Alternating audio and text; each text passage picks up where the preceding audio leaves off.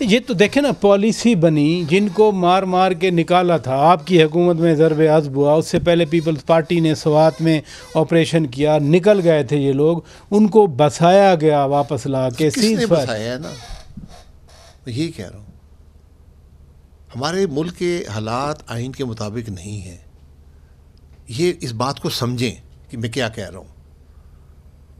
آج اختیارات کہیں اور ہیں، وسائل کہیں اور ہیں، ذمہ داری کسی اور کی ہے. اس طرح تو ملک نہیں چلتے. حالت یہ ہے ایک صوبے کا جہاں وزیر اعلیٰ رہتا ہے، جہاں گورنر رہتا ہے، ایک بڑی جماعت کا سربراہ رہتا ہے.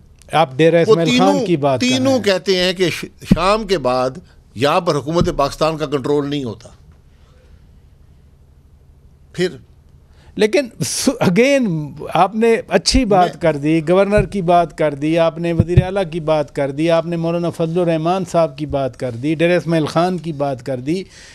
وہ مذہبی سکالر ہیں، ان کے مدارس ہیں. صوبے کے وزیر اعلیٰ کے پاس سارے اختیارات ہیں، پولیس ان کے انڈر ہے، گورنر صاحب جو ہیں وہ مرکز کے نمائندے ہیں. لیکن ہم نہیں دیکھتے کہ کوئی کبھی ایک بار اے پی سی، وہ بھی گورنر صاحب نے بلائی. اے پی سی سال نہیں ہوگا نا. جہاں صوبائی حکومت مفلوج ہے، جہاں وفاقی حکومت مفلوج ہے، جہاں پہ سیاست مفلوج ہے، وہاں پر میں اور آپ کیا اے پی سی کر لیں گے؟ وہ اے پی سی کی بات نہیں سنتے ہیں. ان کے پاس ہتھیار ہیں، رات کو قبضہ ہے ان کا.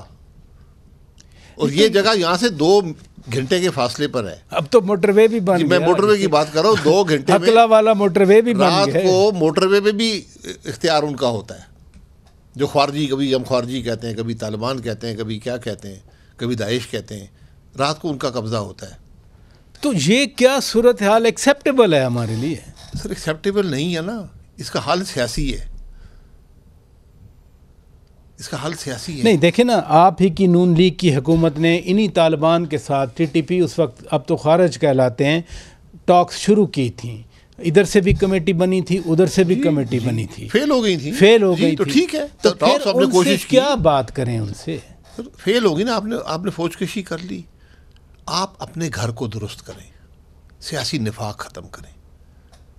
اس بات کو سمجھیں. اٹس ٹو ٹو ٹینگو نا سر. ٹو ٹو ٹینگو نہیں ہے. ٹینگو آپ نے ٹینگو نہیں کرنا ان کے ساتھ، ان کا مقابلہ کرنا ہے. ایک کلیئر ہو گیا. مقابلہ کریں گے جب آپ اکٹھے ہوں گے، جب آپ جیسے ایک دوسرے کو جیلوں میں ڈال رہے ہوں گے. جیسے اے پی ایس کے بعد اکٹھے ہوئے. جی، اس کے لیے بنیادی چیز ہے کہ آپ کے پاس گورنمنٹ ہو جو عوام کی منتخب ہو. وہ گورنمنٹ نہ ہو جس کے پاس کوئی اخلاقی جواز وہاں بیٹھنے کا نہ ہو.